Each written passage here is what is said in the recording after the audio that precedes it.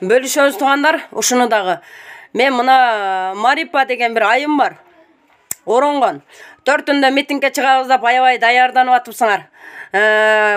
Кредиттин процентин азайып берсин деп. Кичине күтө турбайсыңарбы? Сабырдуу болбойсуңарбы? Садыр Нуркожоевичтин мыйзамын колдобойлубу? Мыйзамы кирсин, күчүнө кирсин. Садыр Нуркожоевич да ошо карапайым эл деп келди. Ошо бизди карайбыз деп, карапайым эл кыйналбасын, жакырчылык жоюлсун деп келди. Колдобойлубу? Эмне болуп атасыңар? Кредитти эмнеге алдыңар? Кредит аласыңар, той топурга барып бересиңер, малды аласыңар, койду аласыңар дагы, анан 1 ай 2 айлыгын төлөй албагандан кийин анан кийин даттанып чыгасыңар. Ким күнөөлүү? Президент күнөөлүү. Алган өзүңөр күнөөлүү. Алыңар жете албайсыңар. Алыңар жетпесе эмнеге кредит алып атасыңар? Колуңардан келеби төлөш? Алгыла. Колуңардан келбейби? Албагыла. Карапайым элдин атынан сүйлөбөгүлө. Мен да карапайым элге кирем. Мен да кредитим бар. Бирок мен төлөймүн. Себеби мен алдым, ол акчаны иштеттим. Не дейсем бугачы? Буга Кыргызстан бир эле менин колумда эмес. Кыргызстан кыргыз элинин колунда. Кыргыз эли чечет Кыргызстандычы. Биз баарыбыз ушунду унчукпай койсокчу, Кыргызстан эмне болот билесиңерби? Билесиңер. Биз ушул убакка чейин 30 жылга чейин унчукпай келгенбиз. Мен андай кичүү болсом керек. Мен качан чындык орнотулмай сайын сүйлөгөн. Чындык орнотулуш керек. Кыргызстанда жакырчылык деген нерсе жоюлуш керек. Кыргызстан өзүнчө чоң бир өлкө болуш керек. Башка өлкөлөргө муктаж болбош керек. Башка өлкөлөрдөн карыз сурабаш керек. Өзүнчө бир чоң өлкө болуш керек. Кыргызстанчы, мен ошол үчүн аракет кылып атам. Биздин жаш муундарга калыш керек. Биздин балдарыбызга калыш керек. Келечекте. Сага баарыбир болсо, мага баарыбир эмес да. Биринчи немеси, нормальный аялдын 2 жолу турмушка чыкпайт мисалы. Ушул видеом ушул эжеге жетет деген ойдомун. Нормальный аял ажырашпайт дейт. Ондай дебеңиз. Аллахтан улуу сүйлөбөңүз. Бул пешенебизге эмнени жазса ошону көрөбүз. Эже, сиз туура эмес сүйлөп атасыз. Сиз кызыңызды айга күнгө теңейт экенсиз. Ошо төрөгөн келин дагы апасы дагы айга күнгө теңейт. Баласын берип койгула. Азыркы заманда энеден баланы тартып ала турган заман эмес. Бала 18 жашка чейин энеде болот. Эне өлүп эле калбаса, атага өтпөсө энеде болот балачы. Мыйзам ушундай да. Сиз кызыңыздын турмушун ойлойт экенсиз. Онун ыйлаган жүрөгүн ойлобой атасызбы? 5 балалуу болсо дагы, 10 балалуу болсо дагы эне ичине батырганбы? Сыртына дагы батырат энечи. Ошону эсиңизден чыгарбаңыз.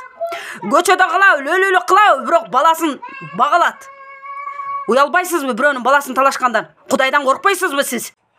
Садаган кетейин, биздин ажообуз ушунчалык айкөл, ушунчалык боорукер. Жанагынтип карапайым элди көрүп жанагындай кылганда көзүнө жаш айланат. Садаган кетейин, ушундай ажообуз бизге түбөлүк деле ушундай болуп берсин. Машаллах, аябай сүйүнүп атам. Монтип памирлик кыргыздардан кабар алганга аябай сүйүнүп атам. Бөлүшөбүз туугандар. Ушул жерде мен бир катуу эле нерсени айтып чыгамын. Азыр YouTube'дан, Facebook'tan көрүп атам, аябай көп адамдар Садыр Нуркожоевичтин өзүнө кайрылып жасап атат. Ошону биринчиден айыл өкмөт, аким, мэр эмне кылып атасыңар? Садыр Нуркожоевичка жеткирбей, даттандырбай, ишин карап берсеңер болбойбу? Эмне Садыр Нуркожоевичти оюнчук кылып алдыңарбы? Бирдек болсо эле Садыр Нуркожоевичка кайрылып чыгасыңар. Мына акимдар эмне ишти кыйраттат? Айыл өкмөт силер каякты карап атасыңар? Элди даттандырбай, иштерин бүтүрүп берип, эмне менен барып атат? Кайсы проблема менен барып атат? Бүтүрүп бербейсиңерби? Каякты карап атасыңар? Көзүңөр эмнени көрүп атат? Мамлекет силерге айлык төлөп берип атат, карагыла. Элдерди даттандырбай карагыла. Колуңардан келбей, бошотуп берип койгула ишти. Креслону бошотуп берип койгула. Аким, мэр, мынагы айыл өкмөткө сүйлөймүн. Көбүнчө бардык былыктар айыл өкмөттөн чыгат. Даттандырбай карагыла карапайым элди. Салам туугандар. Ушул жерден ушу сөзүм түзмө-түз Садыр Нуркожоевичтин өзүнө жетип барат деген ойдомун. Мен мындайча айтканда Садыр Нуркожоевичтин фанаты болуп келатам ушул убакка чейинчи. Бирок чындыкты чыркырап дагы деле таппай атамын, издеп келатамын. Канча жылдан бери ыйлап келатамын да. Бардыгы жеп ичип, жутуп келатат. Айыл өкмөттөн баштап ушул убакка келип 10 жылдан бери мен бир чек ала албайм, 10 сотик чек ала албай келатам.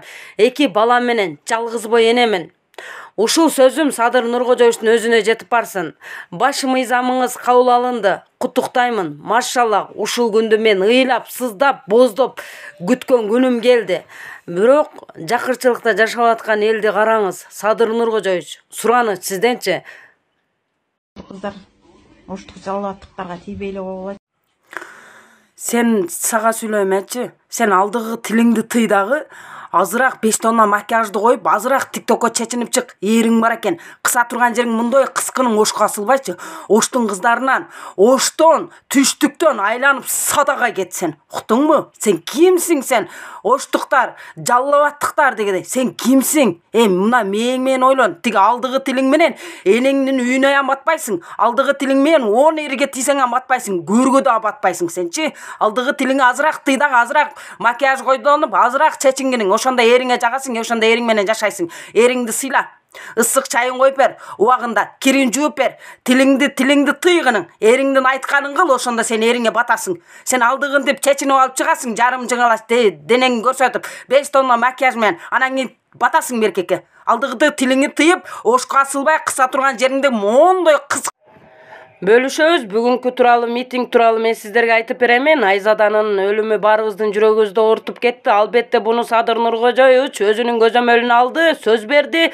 Эми Айзаданын өлүмүн шылтактап, Али Токтокунов Азаттык митингге чыкты. Улукбек Мариповду уят деп тосуп алды.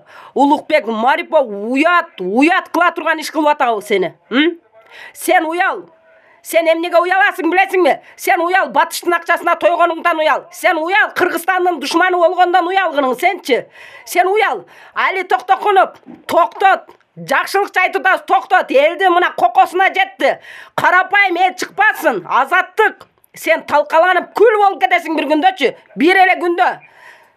Али Токтокунов уял. Сенде бет, намыз, ариет, эркек деген калбаптыр сендечи. Сен коркок. Сен ошум сенде дух дагы калбаптыр.